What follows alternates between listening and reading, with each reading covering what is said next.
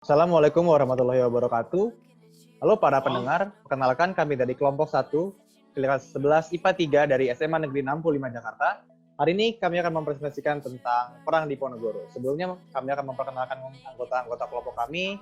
Yang pertama adalah Ahansa Mewa Khairunisa, kedua ada Bintang Zaidan Perkasa, ketiga ada Galang Kenda Pradana, keempat ada Muhammad Aji Kinasih, kelima ada Muhammad Gatam, keenam ada Riaska Indra, ketujuh ada Sultan Said, ke-8 ada saya, William Chong, dan juga ke-9 ada Zaid Zini Zaidan.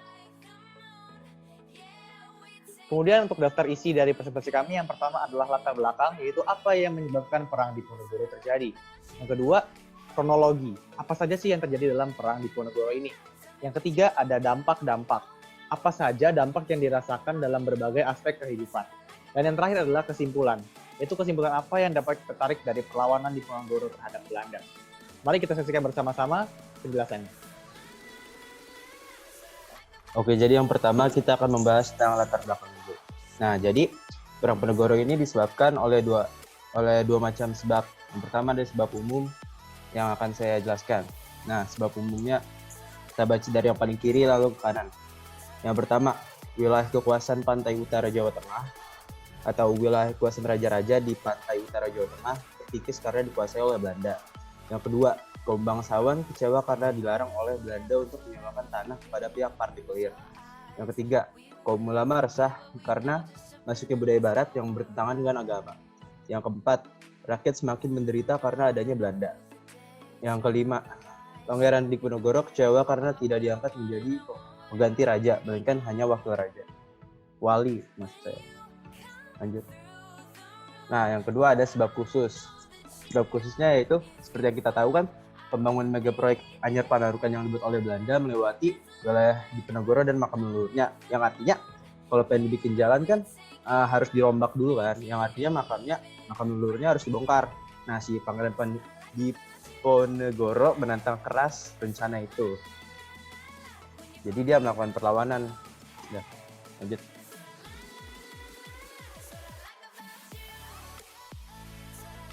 Ya, selanjutnya Pangeran Diponegoro merupakan perang besar yang berlangsung 5 tahun, dari tahun 1825 sampai tahun 1830. Perang ini dipimpin oleh Pangeran Diponegoro untuk melawan pasukan Belanda yang dipimpin Jenderal de Kock. Akibatnya sekitar 200.000 tahun pejuang rakyat Jawa gugur dan di kubu Belanda menewaskan sekitar 8.000 tentara Belanda. Berbagai dukungan datang untuk membantu pasukan Diponegoro, terutama para ulama antara lain Pangeran Mangkubumi, Sentot Ali Basyah, Haji Mustopo, Haji Badarudin, dan Kiai Mojo. Sesuai melihat pemasangan patok tersebut, masyarakat Pangeran Diponegoro menggantikan dengan tombak. Akhirnya tentara Belanda hendak menangkap Pangeran Diponegoro karena dinilai memberontak. Seketika itu juga rakyat mendeklarasikan perang terhadap Belanda. Pada tanggal 20 Juli 1925, Belanda pun langsung berniat menangkap Pangeran Diponegoro di kediamannya daerah Tegalrejo. Namun akhirnya beliau dapat lolos dan melarikan diri ke daerah Dekso, Kulon Progo, sampai akhirnya tiba di Goa Selarong di daerah Bantul. Selanjutnya, dalam menghadapi pasukan Belanda, Pangeran Diponegoro menggunakan taktik gerilya, yaitu dengan menggunakan pengelabuan, serangan kelikat, dan serangan kilat, dan pengepungan tak terlihat. Untuk menghadapi pasukan Diponegoro, pasukan Belanda pimpinan de Kock menggunakan taktik banteng sel-sel, yaitu mendirikan benteng di setiap daerah yang dikuasai dan dihubungkan dengan jalan agar komunikasi dan pergerakan pasukan bergerak lancar. Taktik tersebut digunakan untuk mempersempit gerakan Pangeran Diponegoro dan hasil itu sukses. Di tahun 1829, Kiai Mojo yang merupakan salah satu pemimpin pemberontak ditangkap. Lalu disusul oleh Pangeran Mangkubumi dan Sentot Ali Basyah yang menyerang terhadap Belanda.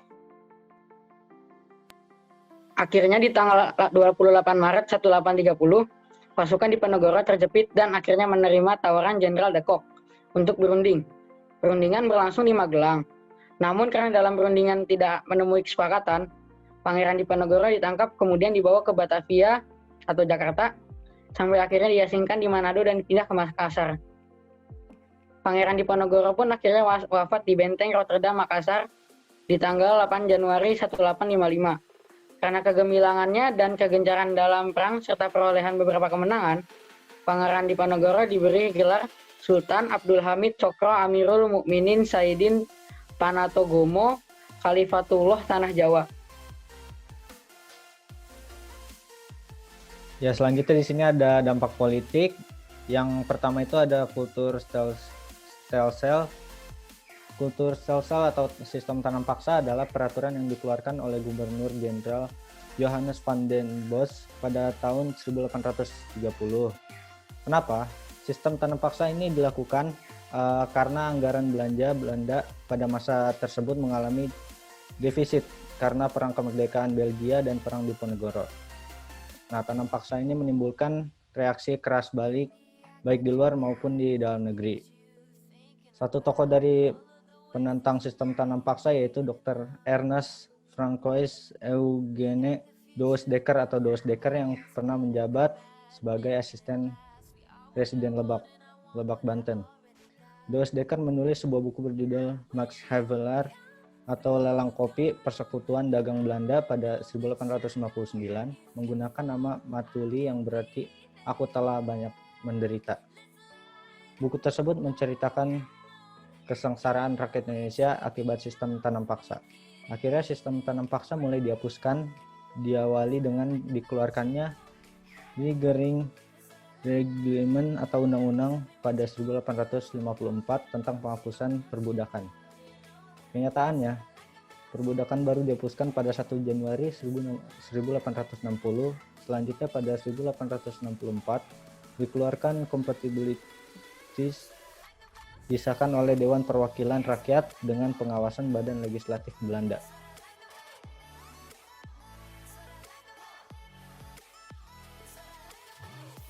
Nah, lanjut ke dampak ekonomi. Yang pertama ada kas Belanda terkuras habis. Tidak hanya karena lamanya durasi perang yang mencapai 5 tahun, perang Jawa disebut sangat besar dan melelahkan lantaran besarnya biaya yang dihabiskan.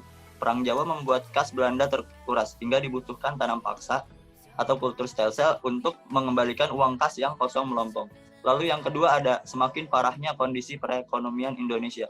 Kondisi ekonomi Indonesia memburuk karena perang yang lama dan dilakukannya sistem tanam paksa oleh Belanda yang makin menyengsarakan rakyat. Selanjutnya ada dampak sosial budaya. Dampak sosial budaya yang dirasakan setelah perang Diponegoro ialah rakyat Jawa merasakan kesedihan yang mendalam karena sanak keluarganya banyak yang meninggal dunia karena perang Diponegoro. Dan juga masuknya budaya barat ke dalam kehidupan di Pulau Jawa, di mana setelah Belanda memenangkan perang melawan rakyat Pulau Jawa pada perang Diponegoro, pihak Belanda semakin menguasai daerah Pulau Jawa. Dengan demikian, aspek-aspek sosial rakyat Jawa terkena dampaknya, seperti keraton yang terkena budaya barat, dan sikap orang-orang yang semakin patuh terhadap pemerintah Belanda, yang bisa dilihat dari adanya penambahan biaya pajak untuk rakyat Pulau Jawa. Selanjutnya di sini ada kesimpulan. Kesimpulan yang dapat kita tarik dari perang Diponegoro adalah perang Diponegoro meletus karena sebab umum dan sebab khusus seperti sangsaran rakyat karena Belanda dan kecewanya para bangsawan kepada Belanda. Perang Diponegoro memberikan dampak yang masif bagi kedua pihak.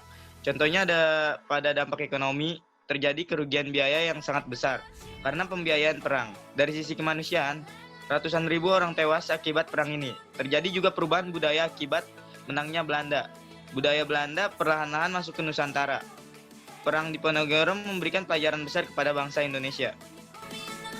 Baiklah, terima kasih kepada yang sudah mendengarkan diskusi kami. Kami harap semoga presentasi ini bisa bermanfaat bagi semuanya dan terima kasih telah mendengarkan presentasi kami.